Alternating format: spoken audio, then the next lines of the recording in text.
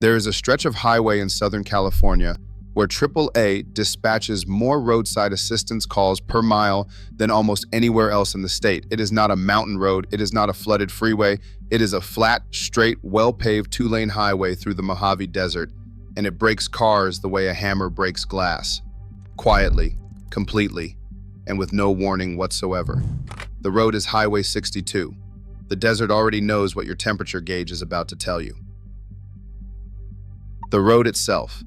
There are two kinds of desert in California. There is the desert that people imagine, the one from movies, the one with dramatic red arches and cinematic sunsets that look like someone turned the saturation up too high in post-production. And then there is the Mojave. The Mojave does not perform for you. It does not arrange itself into something photogenic. It just sits there, flat and enormous and indifferent, and it waits. Highway 62 runs northeast from the Coachella Valley, from the edge of Palm Springs, through a string of small towns with names like Desert Hot Springs, 29 Palms, and Wonder Valley, before it dead ends at the Arizona border near Parker. The total length is about 170 miles. Most people only drive the middle section, the 60 or 70 miles between Palm Springs and the north entrance of Joshua Tree National Park. That middle section is the one that matters for this story. That middle section is where the cars die. To understand why, you have to understand what the road is actually doing, physically, in terms of elevation and exposure. You leave the Coachella Valley, which sits at roughly negative 230 feet below sea level, the same as Death Valley, though not quite as dramatic about it, and you climb. Not sharply, not in the way that makes your ears pop on a mountain pass. Gradually, deceptively. By the time you reach 29 Palms, you are at 2,700 feet above sea level. You have gained nearly 3,000 feet of elevation over the course of about 50 miles, and you have done it so gently that you probably did not notice. Your car noticed. The Mojave sits at a transition zone between the low desert and the high desert. What that means in practical terms is that it combines the worst qualities of both. In summer, temperatures in the low sections near Palm Springs reach 115 degrees regularly. As you climb, the temperature drops, but the terrain opens up. There is no shade. There are no trees of meaningful height along the road corridor, just creosote bush and cholla cactus and the occasional Joshua tree standing at the roadside like a hitchhiker who has been waiting since 1973 and has made peace with the fact that nobody is stopping. The road is exposed in a way that is difficult to convey without standing on it. The sky is enormous. The sun hits the pavement at an angle that makes the blacktop surface temperatures reach 170 degrees in July. You cannot cook an egg on it, despite what your uncle insists he reads somewhere, but you can absolutely ruin a tire. This is the terrain that 62 cuts through, flat enough to feel safe, open enough to feel manageable, hot enough to be lethal to machinery. The numbers don't lie. In 2019, the California Highway Patrol responded to more than 4,000 vehicle breakdown incidents on Highway 62 between Palm Springs and 29 Palms, 4,000 in a single year, on a road that most Californians could not find on a map without help. AAA dispatched its own crews into this corridor so frequently that the 29 Palms area became one of the organization's highest volume service zones in the Inland Empire region, which is notable because the Inland Empire region includes stretches of Interstate 10 that carry 90,000 cars a day. Highway 62 on a busy summer weekend might carry 8,000. The math does not work unless something about the road itself is doing something to the cars. The California Department of Transportation, Caltrans, has tracked breakdown and incident data on 62 for decades. The breakdown cluster, meaning the specific section of road between Desert Hot Springs and the junction with Utah Trail near the park entrance, appears in their records with the kind of frequency that makes traffic engineers use phrases like anomalous concentration. That is bureaucratic language, for we notice this too, and we are not entirely sure what to do about it. AAA's own internal data, which the organization has shared partially with researchers studying desert roadway safety, shows that the breakdown profile on 62 skews towards specific failure modes. Not accidents, not ran out of gas, though that happens too. More on that in a moment. The breakdowns are mechanical, overheating, tire failure, electrical system failure, air conditioning compressor seizure, coolant system collapse. These are not the things that happen to a car on the 405. These are the things that happen to a car that is being asked to do something it was not quite designed to do, in conditions it was not quite tested for, by a driver who may not fully understand what is being asked of it. Why cars fail here specifically?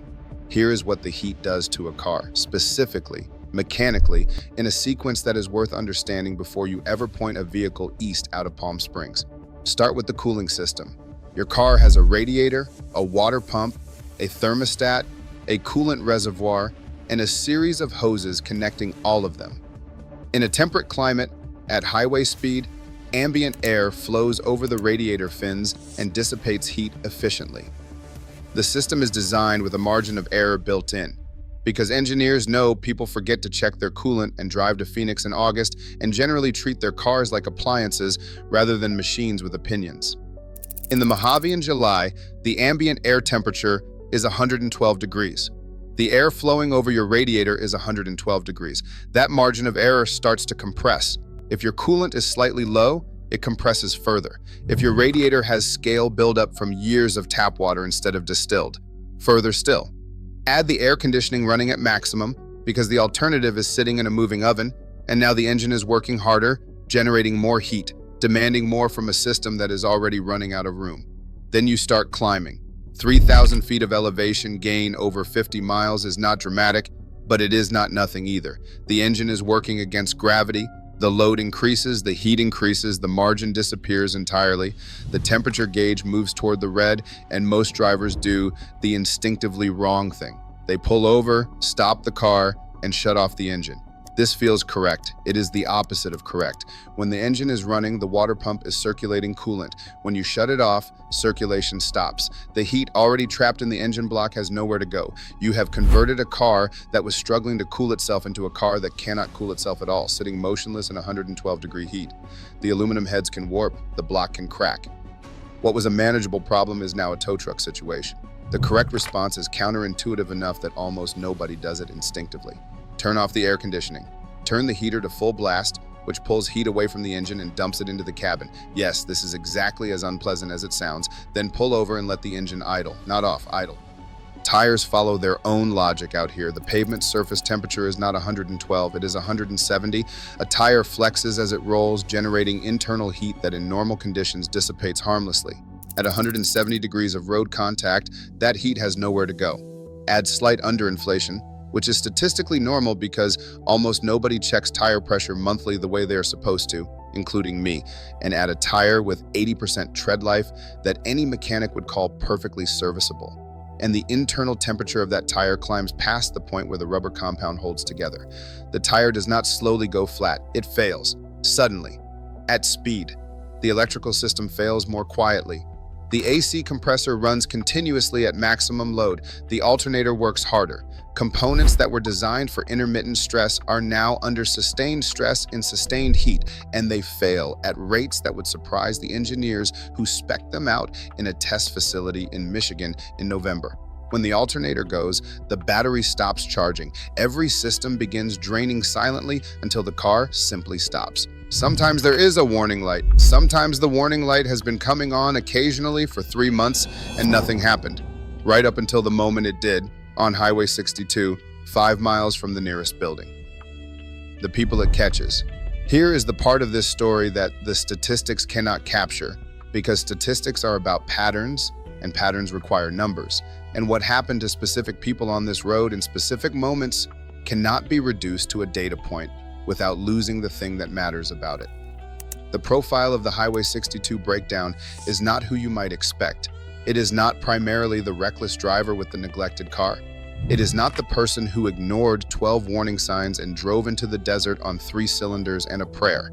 Those people exist, but they are not the majority. The majority of the people whose cars fail on this stretch are people who did nothing obviously wrong. They had their oil changed. Their car is 3 years old. They are taking their family to Joshua Tree because the park has been on the list for 2 years and they finally have a long weekend. The desert does not care about the list. A family from Riverside stops at the Vista Point overlook east of Desert Hot Springs and takes photographs. They get back in the car starts, they drive.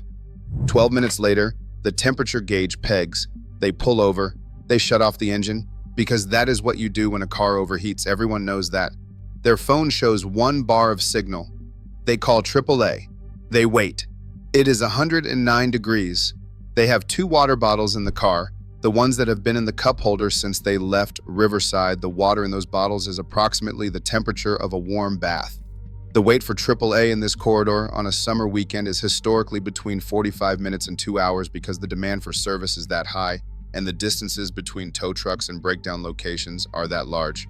The nearest AAA contracted garage is in 29 Palms or Palm Desert, both of which are a significant drive from the middle of the corridor. That family from Riverside is fine. They had a cell signal. They stayed in the car with the windows cracked.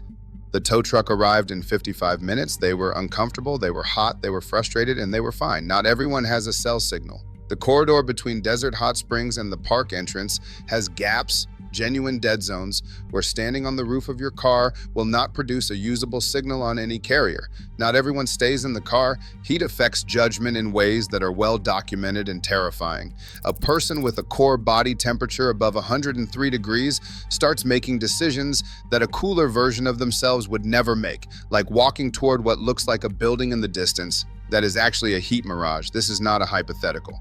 The town that exists because of breakdowns. Desert Center is a name that sounds like it should be the punchline to a geography joke. It is located at the intersection of Interstate 10 and a road that goes to Eagle Mountain, which is a ghost town, which is itself a story for another time. Desert Center has, at various points in its history, operated a gas station, a diner, a motel, a church, a school, and a reputation as the last services before the long run through the Chuckwalla Valley. It exists in the way that it exists because of breakdowns, not specifically Highway 62 breakdowns. Desert Center is on Interstate 10, the other major desert artery through this region, and its original reason for being was the automobile itself. In the 1920s, when cars were less reliable than they are now, which is saying something given everything you have just read, the stretch of road between Indio and Blythe was one of the most dangerous driving corridors in California. Cars overheated, radiators boiled over, travelers ran out of the water they needed to keep the car running, which in the early days of motoring was a constant operational requirement the way fuel was. Ragsdale's Camp, the original settlement at Desert Center, was founded in 1921 by Stephen Ragsdale specifically to service stranded motorists.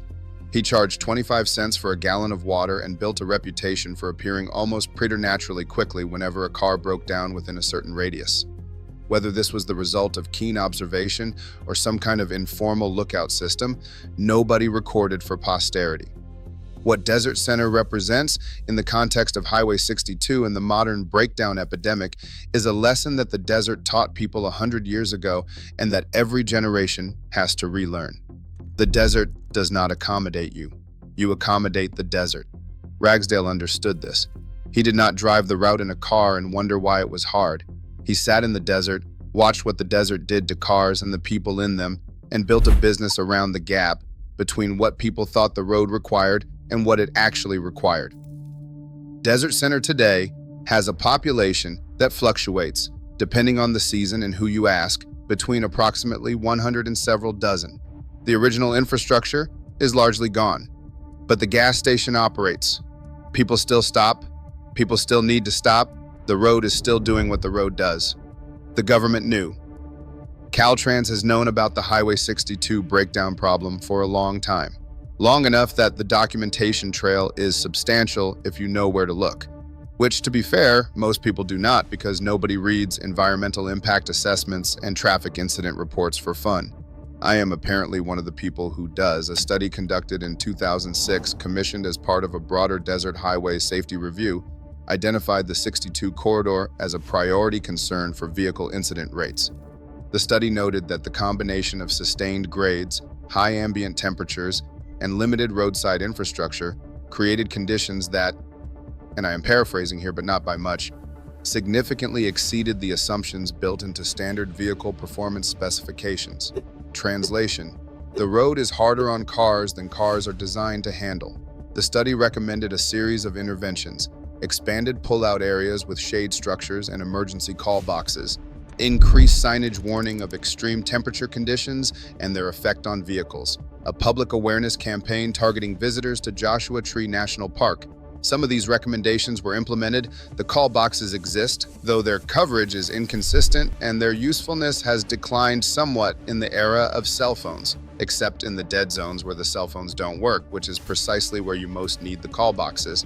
The shade structures at pull-out areas are in places adequate. In others, they are the kind of structural gesture that satisfies a line item on an infrastructure checklist without meaningfully addressing the problem, which is that a person standing in the Mojave Desert in 115 degrees in the shade of a corrugated metal roof that is itself radiating stored heat is not meaningfully better off than a person standing next to their car. The awareness campaign materials exist. There is a brochure. There is a page on the Joshua Tree National Park website. It says to check your vehicle before entering and to carry water. This is good advice. It is the kind of advice that people read, nod at, and then drive away from Palm Springs with the needle on the coolant reservoir sitting just below the minimum line because they checked it in February when they had the oil changed and it was fine then. What Caltrans did not do, and this is where the story gets complicated in the way that government infrastructure stories always get complicated, is address the fundamental problem. The road is long, it is exposed, it has inadequate service infrastructure for the volume of traffic it carries, and the traffic it carries is disproportionately composed of people who have never driven it before and do not understand what it is. A rest area with genuine mechanical assistance, the kind of staffed facility with water, compressed air for tires, and a person who can look at your temperature gauge and tell you whether to keep going or call a tow truck was discussed and not built. The cost estimates were high. The land issues were complicated. The proposal went through committee and came out the other side as a recommendation for improved signage. There's a pattern here that will feel familiar to anyone who has ever watched a government agency study a known problem for long enough that studying it becomes a substitute for solving it. What the road takes. In August of 2017, a 61-year-old man from San Bernardino County drove east on Highway 62 toward Joshua Tree with his wife and their teenage grandson. They were going camping. The car, a 2008 sedan with just under 140,000 miles, had been checked by a mechanic the previous month.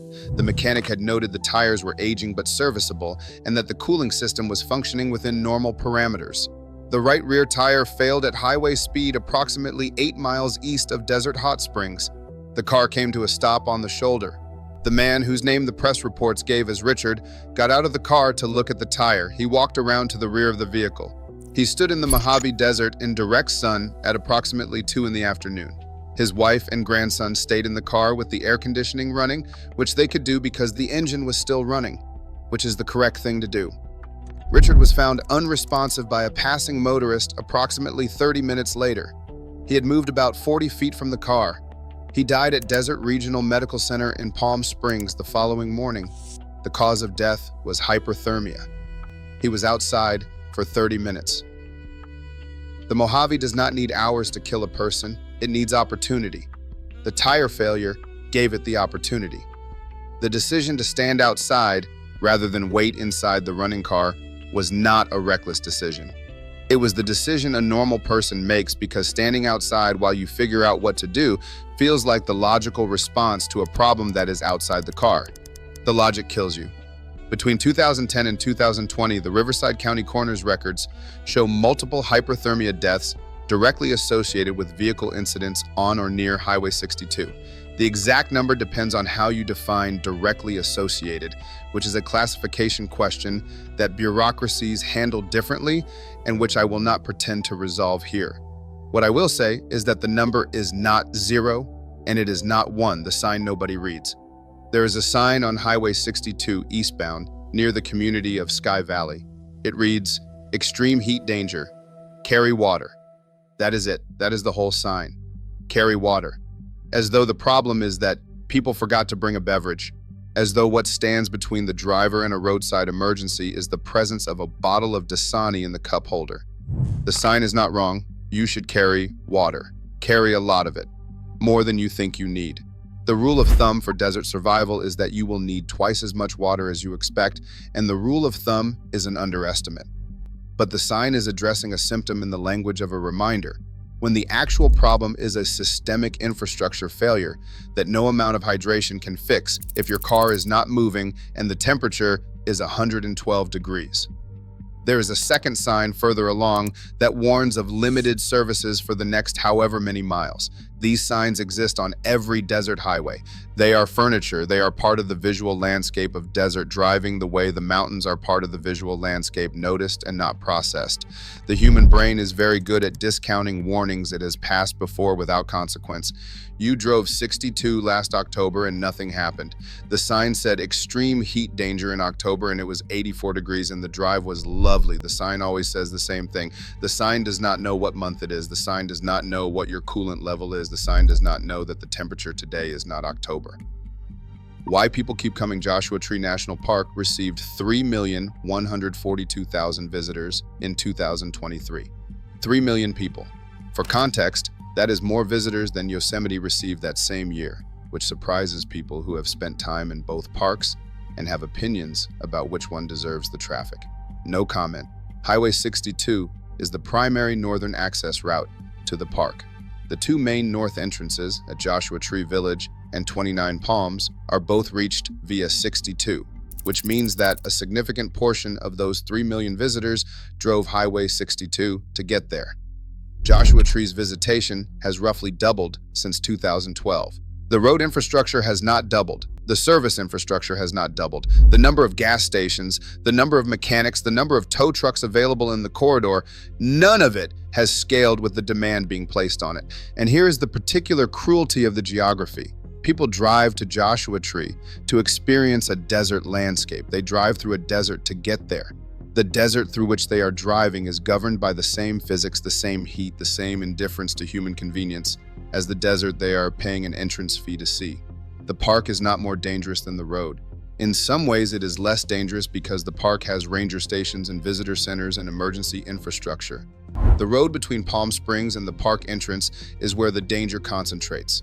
And it is precisely the stretch that people treat as a means to an end rather than a destination requiring preparation. You prepare for the park, you read the trail guides, you buy the water bottles, you wear the hat, and then you drive 62 in a car you have not thought about since the last oil change, and somewhere east of Sky Valley, the temperature gauge begins its slow migration toward the red. The lesson the desert already knew. The Serrano people, whose ancestral territory includes the mountains north of the Coachella Valley, understood the corridor that Highway 62 now occupies as a travel route between the coast and the desert interior. They moved through it. They did not settle permanently in its most exposed sections. They knew where the water was. They knew the seasons. They moved with the logic of the land rather than against it. The Chemehuevi people, whose territory extended across much of what is now the southern Mojave, maintained a network of trails through this desert that accounted for water, shade, and the brutal physics of sustained exposure in a way that represented thousands of years of accumulated understanding. The trails were not straight. The trails were not direct. The trails went where the land permitted travel and away from where it didn't. Highway 62 is straight. It is direct. It goes where the engineers decided to put it and does not particularly care whether the land permits the kind of travel being attempted on it in July. This is not an argument against roads. Roads are good. This particular road leads to one of the most beautiful landscapes in the American West, and the fact that 3 million people a year can see it is not a tragedy. But there is something in the contrast between the indigenous understanding of this corridor, move carefully, know where the water is, respect the season, and the modern experience of it, accelerate to 70, turn on the air conditioning, check Instagram at the red light in Palm Springs. That explains something about why the breakdown numbers look the way they do. The desert has been teaching the same lesson for as long as people have been crossing it. The lesson is not that you should stay home. The lesson is that you should know what you are driving into before you drive into it. Check the coolant, check the tires, fill the gas tank. Actually fill it, not get it to 3/4 and decide that's close enough.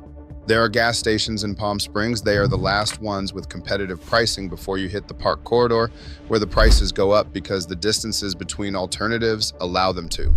Fill the tank in Palm Springs. Check the tire pressure. Look at the coolant reservoir.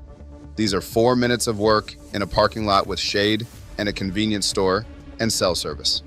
On the other side of those 4 minutes is 60 miles of highway where the ground temperature reaches 170 degrees and the nearest tow truck might be 45 minutes away, and the signal bars on your phone display might be expressing something closer to optimism than information. The cars breaking down on Highway 62 are not breaking down because their drivers are foolish. They are breaking down because the road is genuinely harder on cars than most roads, harder than it looks, harder than it feels when you pull out of the hotel parking lot in Palm Springs on a sunny morning with a full coffee and a good playlist and the windows down because it is not quite hot enough yet for the air conditioning. The desert is patient.